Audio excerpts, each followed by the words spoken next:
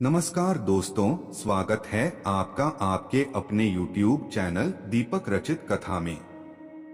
हर हर महादेव। दोस्तों, आप सभी जानते हैं कि सावन का सोमवार आने वाला है और इस सोमवार में आपको अपनी प्रत्येक मनोकामना को पूर्ण करने के लिए माता अशोक सुंदरी वाले स्थान पर एक लोटा जल का एक विशेष उपाय करना है। पूज्य गुरुजी ने कहा कि ये उपाय उन लोगों को करना है जिनके जीवन में धन की समस्या है, जिन्हें अपने व्यापार में तरक्की नहीं हो रही है, जिनकी नौकरी नहीं लग रही है या फिर जिनकी कोई भी विशेष प्रकार की मनोकामना है, तो उन लोगों को यह विशेष उपाय जरूर करना चाहिए। तो चलिए जानते हैं क्या है वो उपाय।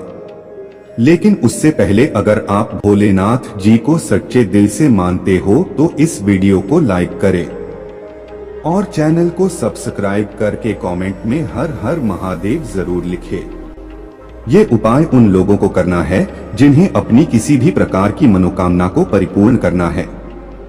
मान लीजिए बहुत समय हो गया है, कई महीनों हो गए हैं, कई वर्ष हो गए हैं, लेकिन आपकी कोई ऐसी मनोकामना है जो परिपूर्ण ही नहीं हो पा रही हो, चाहे आपकी मकान जमीन से संबंध कोई मनोकामना हो या आपके परिवार से संबंधित कोई मनोकामना हो या फिर आपके स्वयं से संबंधित कोई भी ऐसी मनोकामना हो, तो पूज्य गुरुजी ने कहा कि सावन के पवित्र महीने के सोमवार के दिन आपको यह विशेष उपाय जरूर करना चाहिए।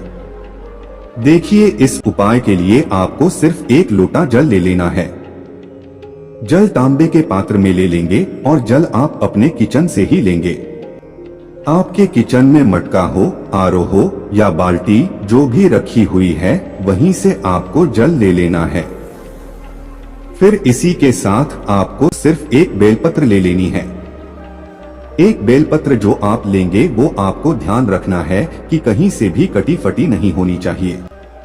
और बेलपत्र की डंडी के आखिर में जो दूत होती है, यानी जो डंठल होता है, वो भी नहीं होना चाहिए। उसको तोड़कर आप अलग कर देंगे। बस अब ये दोनों सामग्री लेकर आपको जाना है शिवालय। पूज्य गुरुजी ने कहा कि ये उपाय आपको सिर्फ सोमवार के दिन करना है और सावन की किसी भी सोमवार में आप शिवलिंग के सामने ये उपाय कर सकते हैं। इस उपाय के लिए आप सुबह से लेकर शाम तक जब भी आपके पास टाइम हो तब आप शिवालय पहुंचकर और ये उपाय कर लीजिए। अब उपाय करने के लिए सबसे पहले आप जो एक बेल पत्र लेकर गए हैं, उस बेल पत्र को माता अशोक सुंदरी वाले स्थान पर रख देंगे। बेलपत्र की डंडी का हिस्सा बाहर की तरफ रहेगा, यानी जलाधारी की तरफ रहेगा, और बेलपत्र की चिकनी साइड का हिस्सा माता अशोक सुंदरी वाले स्थान पर टच करेगा। और फिर इसके बाद माता अशोक सुंदरी से अपने जीवन में चल रही उस विशेष मनोकामना को परिपूर्ण करने के लिए प्रार्थना कर लेनी है। आपकी मनोकामना हो, मान लीजिए आपकी धन प्राप्ति की मनोकामना ना है, या व्यापार को अच्छे से चलाने के लिए प्रार्थना है, या फिर आपकी नौकरी के लिए कोई प्रार्थना है, या फिर जमीन भूमि किसी भी प्रकार की मनोकामना है, उसको पूर्ण करने के लिए माता जी से प्रार्थना कर लीजिए। और फिर माता अशोक सुंदरी से निवेदन करते हुए यह बेलपत्र माता सुंदरी वाले स्थान पर समर्पित कर दीजिए। अब इसके बाद बहुत ही ध्यान से सुनना। देखिए, अब आप जो एक लोटा जल लेकर गए हैं, उस जल को आप सबसे पहले जो माता अशोक सुंदरी वाले स्थान पर आपने बेलपत्र रखी है, उस बेलपत्र के ऊपर थोड़ा सा जल समर्पित करते हुए फिर माता पार्वती का जो हस्त कमल होता है, यानी शिवलिंग जिस स्थान पर रखा हुआ होता है, शिवलिंग का जो स्थान जुड़ा हुआ रहता है, शिव पिंडी जिस स्थान पर जुड़ी हुई रहती है, उस पूरे गोल गोल स्थान पर जल समर्पित करते हुए फिर उसके बाद शिवलिंग के ऊपर जल समर्पित कर देना। देखिए, आप जल की शुरुआत माता अशोक सुंदरी वाले स्थान से करेंगे। जिस स्थान पर आपने एक बेलपत्र समर्पित की है, उसी के ऊपर धीरे धीरे यह लोटे का जल समर्पित करते हुए फिर माता पार्वती के हस्त कमल में चारों तरफ यह जल समर्पित करते हुए फिर पूरा जल शिवलिंग के ऊपर धीरे धीरे समर्पित करते जाएंगे।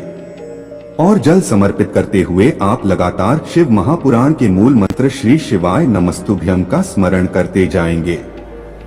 पूज्य गुरुजी ने कहा कि सावन के इस पवित्र सोमवार में जब भी हम महादेव के सामने यह विशेष उपाय करते हैं तो हमारी ऐसी कोई मनोकामना नहीं जो हमारे महादेव परिपूर्ण नहीं कर सकते हैं। बस आप जब भी ये उपाय करें तो पूरे दिल से करें, पूरे भक्ति से करें, तो हमारी प्रार्थना माता अशोक सुंदरी महादेव से अवश्य ही परिपूर्ण करा देती हैं। तो दोस्तों, ये था पूज्य गुरु जी द्वारा बताया गया एक विशेष उपाय।